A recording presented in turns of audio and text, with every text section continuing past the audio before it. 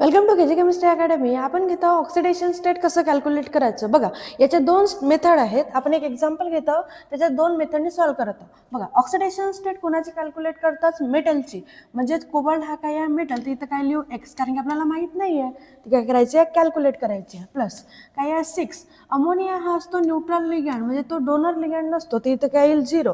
Plus आता बघा, 3 chlorine आहे. 3 या क्लोरीन, एका क्लोरीनवर एक निगेटिव्ह चार्ज असतो, म्हणजे 3 - 1 = 0. काय केले? हे काढायचं होतं म्हणून एक्स. किती लिगँड होते? 6. अमोनिया न्यूट्रल आहे म्हणून 0. प्लस नंतर काय केले? 3 क्लोरीन आहे, पण क्लोरीनवर चार्ज किती असतो? -1, कारण की Br निगेटिव्ह, Cl निगेटिव्ह असंच लिहितो. = 0. सॉल्व करा. एक्स प्लस 0 हे काय येईल? -3 = 0. तर x - 3 = 0. तर x = काय येईल? +3. म्हणजे तिथं कोबाल्ट किती स्टेटमध्ये आहे? +3 मध्ये. ते काय केलं? सॉल्व केलं. -3 होतं, त्या साईडला गेल्यावर काय होऊन जाईल? +3.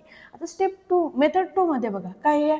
हाच कंपाऊंड आहे, फक्त त्याला मी डिसोशिएट केला. दिसतंय? हाच कंपाऊंड आहे, त्याला डिसोशिएट केला. 3 क्लोरीन गेले तर काय? 3 क्लोरीन निगेटिव्ह मायनस, पण याच्यावर काय? 3 प्लस. 3 क्लोरीन गेले तर 3 मायनस घेऊन जातील, त्याच्यावर काय येईल? 3 प्लस. आता याचा काढायचं आहे आपल्याला. काय करू? एक्स कोबाल्टचा काढायचा, तर एक्स प्लस लिगँड किती आहे? 6. त्याच्यानंतर किती? डोनर लिगँड 0, कारण की हा काय आहे? 0. = द्यायचा. आता काय देऊ? = इथे = नंतर दिलं होतं, हे लिहिल्यानंतर, पण इथं पहिले = द्या. = हे जे आहे ते लिहा, म्हणजे +3. = नंतर जे तुमच्या स्क्वेअर ब्रॅकेटच्या वर आहे ते लिहा. सॉल्व करा. एक्स हा काय येऊन जाईल? 0 = 3. तर x = काय येईल? 3. म्हणजे तुम्ही या दोन्ही मेथडनी हे सॉल्व करू शकता.